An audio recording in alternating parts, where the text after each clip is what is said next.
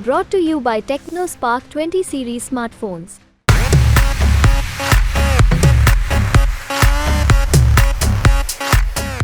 लोकसभा चुनाव का आगाज हो चुका है और आज जमुई सीट से अरुण भारती, जो कि लोक जनशक्ति पार्टी रामविलास के उम्मीदवार हैं, उन्होंने अपना पर्चा दाखिल कर दिया है। लेकिन दिलचस्प बात यह है कि कौन है अरुण भारती। तो बता दें कि अरुण भारती दरअसल चिराग पासवान के जीजा जी हैं और उन्होंने उसी जमुई सीट से पर्चा भरा है जहां से 2 बार चिराग पासवान आप रह चुके हैं सांसद। आपने काफ़ी वहां पर काम भी किया है 14 में 19 में।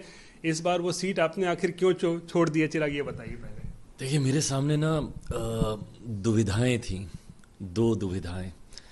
एक, मेरे पिता की कर्मभूमि की जिम्मेदारी जो उनके जाने के बाद एक पुत्र होने के नाते मुझे लेनी चाहिए, और दूसरा, मेरे खुद की कर्मभूमि की जिम्मेदारी अगर मैं उसको ना निभा पाऊँ तो मुझसे बेहतर और कौन उस जिम्मेदारी को निभा पाएगा, ये चयन करने की। तो मैं इन 2 राहों पर था। एक राह का फैसला बहुत आसानी से हो गया कि ठीक है, पिताजी नहीं तो अब मैं हाजीपुर जाऊंगा और उनके अधूरे कार्यों को, उनके अधूरे सपनों को पूरा करूंगा, उनकी जिम्मेदारियों को मैं अब अपने कंधों पर लूंगा। हाजीपुर को मेरे पिताजी ने अपनी माँ का दर्जा दिया था, तो मेरे साथ हाजीपुर का वो रिश्ता है। As a kid I use to go there. जब मैं राजनीति को नहीं भी जानता था तब भी बचपन से जाता रहा हूँ, तो वो रिश्ता रहा है। पर ये रिश्ता मैंने अब पिछले 10 सालों में जमुई से के साथ भी बनाया था, जमुई वासियों के साथ भी मैंने बनाया था। अब ऐसे में अगर मैं वहाँ नहीं हूँ तो कोई भी और संभवतः शायद उस भावना को नहीं समझ पाएगा जिस भावना के साथ मैं जमुई वासियों से मैं जुड़ा हुआ हूँ। ऐसे में मेरा कोई अपना ही, मेरे कोई परिवार का ही सदस्य जमुई को वो प्यार, वो इज्जत, वो सम्मान दे सकता था जो मैं हमेशा से देता आया हूँ या जो मैं देना चाहता हूँ। कोई और होता, सांसद, जनता का रिश्ता होता, बट मेरी बहन से बेहतर और कौन। तो ऐसे में मेरी बहन, मेरे जीजा जी, आज जब उन्होंने वहाँ पे नामांकन किया है तो मैं उम्मीद ही नहीं, मुझे विश्वास है कि जैसे मैं बेटा बनकर रहा, मुझे लगता है मुझसे बेहतर बेटा और मुझसे बेहतर सांसद वो साबित होंगे। तो अरुण जी, जो आपके जीजा जी हैं, उनको आपने वहां से उम्मीदवार बना दिया है, लेकिन चिराग, इसको लेकर एक सवाल भी खड़ा हो रहा है, परिवारवाद। आपको भी पता होगा, इसको लेकर सवाल खड़े हो रहे हैं कि प्रधानमंत्री हो या बीजेपी लगातार परिवारवाद को मुद्दा बनाती है। तो यहाँ सवाल हो रहे तो फिर चिराग पासवान भी तो परिवारवाद को आगे बढ़ा रहे हैं। भाई, प्रधानमंत्री जी के परिवारवाद की अगर आप परिभाषा सुनेंगे, मुझे लगता है लास्ट जो सत्र हुआ पार्लियामेंट में, उसमें उन्होंने बहुत खूबसूरती से और बहुत क्लियरली उन्होंने परिवारवाद की परिभाषा को उन्होंने डिफाइन किया, और उन्होंने इस बात को स्पष्ट रखा कि अगर कोई अपना संघर्ष करके, कोई मेहनत करके सामने आता है, जस्ट बिकॉज कि वो व्यक्ति आपके परिवार का है इसीलिए आप उनको आने से रोके, ये गलत है। और रोहित, मैं भी ईमानदारी से मानता हूँ कि किसी बड़े व्यक्तित्व का सुपुत्र या सुपुत्री होना आपका सौभाग्य हो सकता है, पर आपकी काबिलियत नहीं। सौभाग्य आपको मौका दे सकता है, बट काबिलियत ही आपको उस जगह तक पहुंचाएगी। आज अगर मेरे जीजा जी में वो काबिलियत नहीं होगी तो संभवतः जमुई की जनता उनको नहीं स्वीकार कर पाएगी। पर अगर वो मेहनत करते हुए दिखे, दिन रात वैसे ही दौड़ते हुए दिखे, प्रयास करते हुए दिखे, परिश्रम करते हुए दिखे, तभी जनता स्वीकार करेगी। मेरे साथ भी I was also an advocate in 2014। I'll say I was an advocate, not in 2019। 2014 में मेरे साथ ये जोड़ा जा सकता था। 14 में मुझे 85,000 मत मिले थे, बट उसको मैंने 2.5 लाख मतों के अंतर में मैंने बदला, जहाँ पे 2.5 लाख 19 में 2.5 लाख के मार्जिन से मैं जीता। तो कहीं ना कहीं जनता का विश्वास मुझ पर बढ़ाना, तभी उन्होंने मुझे ये आशीर्वाद दिया। और कल आप जीजा जी को जब लेकर गए अपने चुनाव कॉन्स्टिट्यूएंसी में, तो आपने वहाँ पे एनडीए के नेता कार्यकर्ताओं को इंट्रोड्यूस कराया, परिचय कराया, ये हमारे जीजा जी हैं, अब आपका समर्थन चाहिए। तो जीजा जी का क्या चांस इस बार लग रहा है चुनावी मैदान में? भाई देखिए, मैं चुनाव से पहले मैं कोई दावे नहीं करता हूँ, सब कुछ जनता के हाथ में ही है। पर हाँ, क्योंकि मैं जमुई की जनता को इतने अच्छे से अब जानता हूँ, घर परिवार है वो, इतने अच्छे से पहचानता हूँ कि विश्वास है कि 2019 में जो मेरा मार्जिन था 2.5 लाख, उसको ये ज़रूर पार करेंगे। और क्या कोई परिवार से भी कोई प्रेशर था कि भाई अरुण जी को ही टिकट दिया जाए, या फिर आपको लगा कि नहीं, इनके अंदर भी काबिलियत है? You know what, actually not at all, बिल्कुल भी नहीं, ना परिवार से। हाँ, इतनी चर्चा हम लोगों ने ज़रूर की थी, क्योंकि मैंने बार बार ये चिंता जाहिर की थी कि जमुई में मैं नहीं तो फिर मेरे जैसा ही कोई, और कोई वो नेता छवि का नहीं होना चाहिए, एकदम बेटे जैसा होना चाहिए। तो चर्चा करके जीजा जी का नाम सामने आया। आपने एक तरीके से कहे तो जमुई को नर्चर भी किया था। ध्यान है आप जब भी जमुई आते थे, पटना आते थे तो सीधा जमुई चले जाते थे, तो आपको लगता है इस बार भी ऐसा कुछ होने वाला है? नहीं, बिल्कुल, देखिए ये रिश्ता मैं भी निभाऊंगा, मैंने भी जमुई की जनता से वादा किया है और जीजा जी भी निभाएंगे, मैं मानता हूँ। पिछले 10 सालों में मुझे लगता है वहाँ की जनता ये बोलती है कि पहली बार कोई ऐसा सांसद मिला जो इतना जमुई आता है, आया गया, बड़ी परियोजनाएं लेके गया। मैंने जमुई की जनता से कहा था कि आपने मुझे नली गली बनाने के लिए तो नहीं चुना है, आपने अगर चिराग पासवान को चुना है तो आपकी बड़ी सोच भी रही होगी कि ये आया है तो कुछ बड़ी योजनाएं जमुई में लेकर आएगा। हैविंग सेड दैट, जहाँ एक तरफ मैंने नली गली सड़कों पे मैंने बहुत काम किया, बिजली पे मैंने बहुत काम किया, मेक श्योर किया कि गांव हर गांव तक पहुंचे। सड़कें 2014 में ऑलमोस्ट 40-45% गांव में नहीं थी, आज लगभग 90% गांव सड़कों से जुड़े हुए हैं और बिजली लगभग 100% गांव में है। ये तो किया ही जो कि बेसिक इंफ्रास्ट्रक्चर के काम थे, बट जो बड़ी परियोजनाओं की उम्मीद जमुई को थी, पहली बार जमुई को अपना केंद्रीय विद्यालय मिला, वो मैंने दिया और बहुत संघर्ष के बाद दिया, क्योंकि उस वक्त मेरी और स्थानीय प्रशासन के साथ बहुत रसाकशी हो गई थी। उसके बाद जमुई को अपना मेडिकल कॉलेज, ये जमुई के लिए बहुत बड़ी बात है। चकाई विधानसभा जो पूरी तरीके से कनेक्टिविटी से कटी हुई थी, 3000 करोड़ की रेलवे की परियोजना मैं लेकर गया। आज की तारीख में किसी भी जमुई वाले को पटना आने की जरूरत नहीं है पासपोर्ट के लिए। एफसीआई का जोनल ऑफिस हम लोगों ने दिया। तो ये तमाम ऐसी चीजें हैं जिसपे भी चिराग पासवान कल कह रहे थे कि मैंने कुछ नहीं हो पाया है तो अब ये जीजा जी काम वो पूरा करेंगे। एक्चुअली क्या है ना, मैं इतने भर से मैं संतुष्ट नहीं हूँ रोहित। मेरी उम्मीदें बहुत है। मैं जमुई को मैं चाहता हूँ कि मैं जैसे बिहार को चाहता हूँ कि बिहार फर्स्ट और बिहारी फर्स्ट बने। वो तभी बनेगा जबकि हर जिला compare to any other district in our country उतना ही विकसित जिला हो। नीति आयोग की रिपोर्ट ने मेरे मनोबल को बहुत बढ़ाया। अभी कुछ हफ्तों पहले नीति आयोग की रिपोर्ट आई, जमुई रोहित 2000 एस्पिरेशनल डिस्ट्रिक्ट्स में, तो 2014 में जमुई 99वें पायदान पर था, 2019 में 9वें पायदान पर था और अब 2024 में पहले पायदान पर है।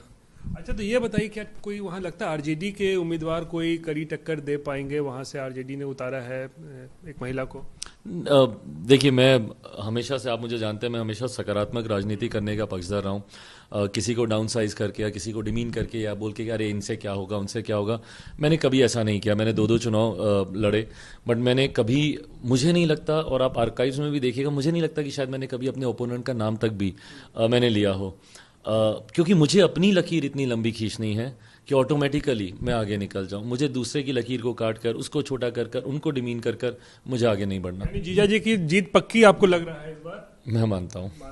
अच्छा चिराग, चलिए, तो जीजा जी की बात हो गई कि अब उनको आपने उतारा है। नीतीश कुमार के साथ क्या कुछ चल रहा है? क्योंकि आपने उनसे मुलाकात भी अब की है, बड़े सौहार्दपूर्ण तरीके से आपको वो पकड़े हुए थे, तस्वीरें भी वायरल हुई हैं। क्या लगता है सब कुछ ठीक हो गया है, जो पुराने कुछ गिले शिकवे जो भी थे आपके? देखिए, मैंने इस बात को बहुत क्लियरली बोला है कि आपको प्रायोरिटाइज करना ज़रूरी है, प्राथमिकताएं आपको तय करना ज़रूरी है। आज की तारीख में जब हम मौजूदा प्रधानमंत्री आदरणीय नरेंद्र मोदी जी को तीसरी बार देश का प्रधानमंत्री बनाने के लिए हम लोग संकल्पित हैं, जब एनडीए के तमाम साथियों को 400 प्लस का लक्ष्य दिया गया है, उसमें बिहार की 40 सीटें बहुत महत्वपूर्ण हैं।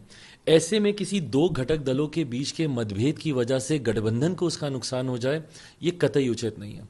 ऐसे में क्लियरिंग द एयर का प्रयास मुख्यमंत्री जी के द्वारा, मेरे द्वारा, दोनों पार्टियों के नेताओं के द्वारा ये प्रयास हुआ ताकि गठबंधन को वो मजबूती मिले, नीचे कार्यकर्ताओं को वो क्लियर सिग्नल जाए, कोई किसी दुविधा में नहीं रहे। इसके लिए ऑफ कोर्स लोक जनशक्ति पार्टी रामविलास को और जनता दल यूनाइटेड को we have to walk an extra mile. वो प्रयास हम दोनों कर रहे हैं ताकि नीचे किसी तरीके का कोई कंफ्यूजन ना हो। तस्वीरें आई हैं उसमें दिख रहा है नीतीश कुमार आपको पकड़े हुए हैं, क्या बात हुई थी? नीतीश कुमार ने क्या कहा? अरे देखिए, हमने हमेशा बोला रोहित कि वो मेरे बड़े हैं। मैंने जब उनकी नीतियों के बारे में भी जब चर्चा की, तब भी मैंने व्यक्तिगत तौर पर उनका हमेशा मैंने सम्मान किया है। आपने कई ऐसी तस्वीरें देखी जहां मैंने उनका पाँव छुआ, उनका आशीर्वाद लिया। ऐसे ही उसी क्रम में आज गया, उनका पाँव छुआ, उन्होंने गले लगाया। बड़े हैं मुझसे, बड़ों का आशीर्वाद जितना मिले। चलिए भूल जाइए पुरानी चीजें, ऐसी कुछ बात हुई? मतलब चर्चा हुई वहाँ पे, काफ़ी चीज़ों को लेकर वहाँ पर चर्चा हुई, चुनाव को लेकर वहाँ पर काफ़ी चर्चा हुई। बट हाँ, भूल कर अब आगे तो बढ़ना है। ये चीज़ लेकर क्या चर्चा हुई?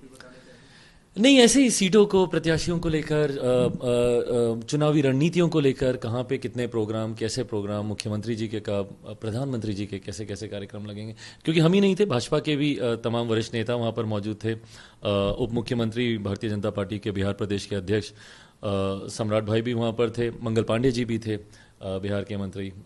तो सारे सब कुछ ठीक हो गया है नीतीश कुमार के साथ, कोई आपको गिले शिकवे तो अब नहीं है, कौन की नीतियां या ऐसी उससे आज की तारीख में उसका कोई मायने ही नहीं है ना। जब हम लोग लोकसभा के चुनाव की बात कर रहे हैं, जब हम लोग बड़े लक्ष्य की ओर अग्रसर हो रहे हैं, तो ऐसे में इन बातों के अभी कोई मायने नहीं है।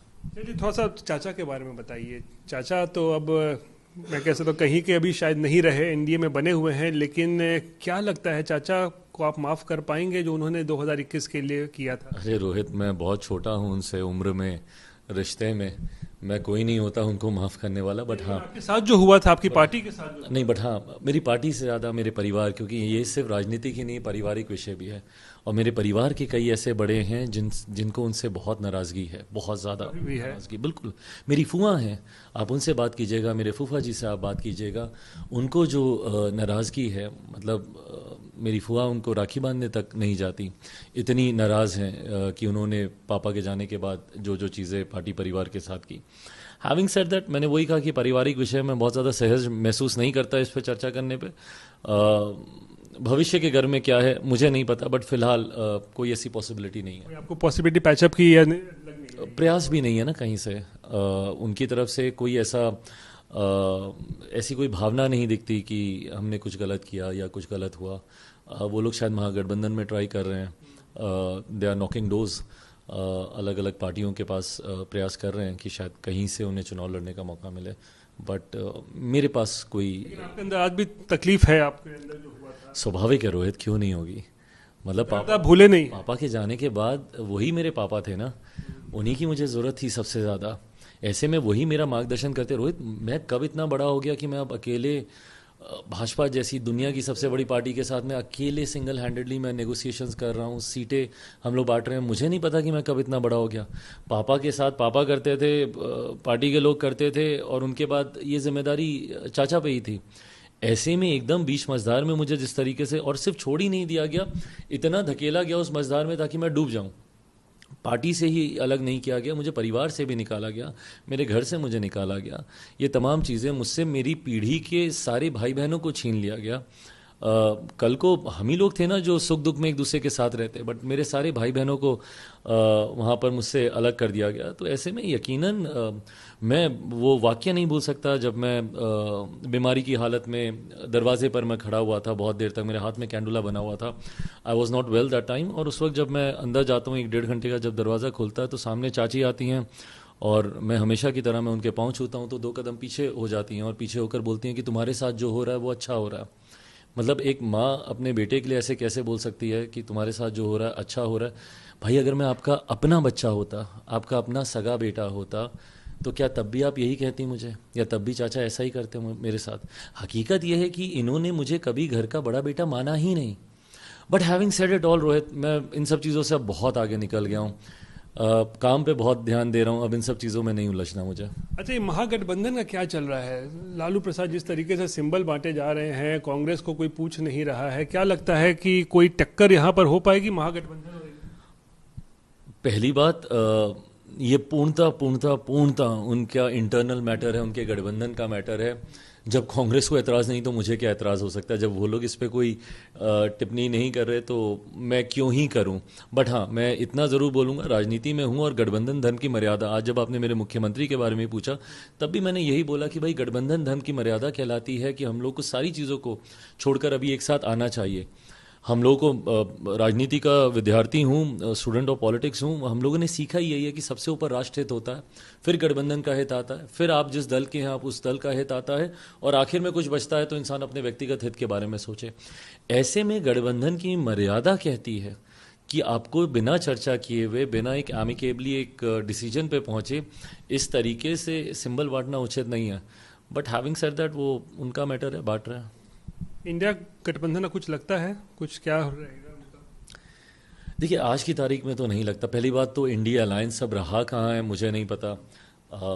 जो इसमें सबसे सक्रिय और मजबूत भूमिका निभा रहे थे मेरे मुख्यमंत्री जी, अब वो तो खुद ही इतने मजबूती से अब हम लोग के साथ हैं। अगर मैं बिहार की बात करूं रोहित, पिछली बार हम लोग सिर्फ 3 दल थे, भारतीय जनता पार्टी, जनता दल यूनाइटेड और लोक जनशक्ति पार्टी।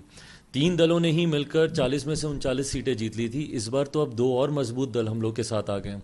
आदरणीय जीतन राम मांझी जी हम लोग के साथ आ गए हैं, आदरणीय उपेंद्र कुशवाहा जी हम लोग के साथ आ गए हैं, तो ताकत हम लोग की और बढ़ी है। तो ऐसे में स्पेस ही नहीं बचता ग्रैंड अलायंस के लिए या इंडिया अलायंस के लिए।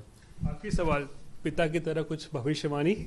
ओके। पिता आपके कहा जाता है मौसम वैज्ञानिक, तो मौसम वैज्ञानिक के बेटे का क्या कहता है, इस बार का फोरकास्ट क्या कहता है, बिहार में या देश में क्या होने वाला है? So let me try and do that. Bihar में मैं ज़रूर कह सकता हूँ 40 की 40 सीटें हम लोग जीतेंगे। और देश भर में अगर मैं बोलूँ, फीडबैक्स मिलते हैं, पार्टी का संगठन हर एक जगह है, तो जो जानकारी आती है सोर्सेस से, अपने पार्टी के कैडर से, वो मेरे विश्वास को बढ़ाती है कि जो टारगेट प्रधानमंत्री जी ने दिया है 400 पार का, वो हम लोग सरलता से हासिल कर लेंगे। कोई दिक्कत नहीं होने वाली है, सरलता से, इजली। चलिए, शुक्रिया चिराग बात करने के लिए। तो ये थे हमारे साथ चिराग पासवान, जो जमुई से इस बार चुनाव नहीं लड़ेंगे, हालांकि हाजीपुर से इस बार आप लड़ने वाले हैं। जी बिल्कुल, हाजीपुर से चुनाव लड़ूंगा, और ये पार्टी की तरफ से भी ऑफिशियली इस पर मुहर लग गई है, पार्लियामेंट्री बोर्ड की तरफ से भी। यानी कि पिता की विरासत को संभालने के लिए आगे प्रयास करूंगा, उनके नक्शे कदमों पे चल सकूं। चलिए, तो हाजीपुर से भी चुनाव लड़ने वाले हैं चिराग पासवान। जमुई की सीट उन्होंने छोड़ी है अरुण जी के लिए, जो कि उनके जीजा जी भी हैं, और साफ मानना है जैसे अपने उनके पिता मौसम वैज्ञानिक कहा जाता था रामविलास पासवान जी को, वैसे ही भविष्यवाणी कर रहे हैं कि एनडीए भी इस बार बिहार में 40 में 40, और जो प्रधानमंत्री का टारगेट है 400 प्लस एनडीए, उसको जरूर पूरा करेंगे। रोहित सिंह, पटना, आज तक।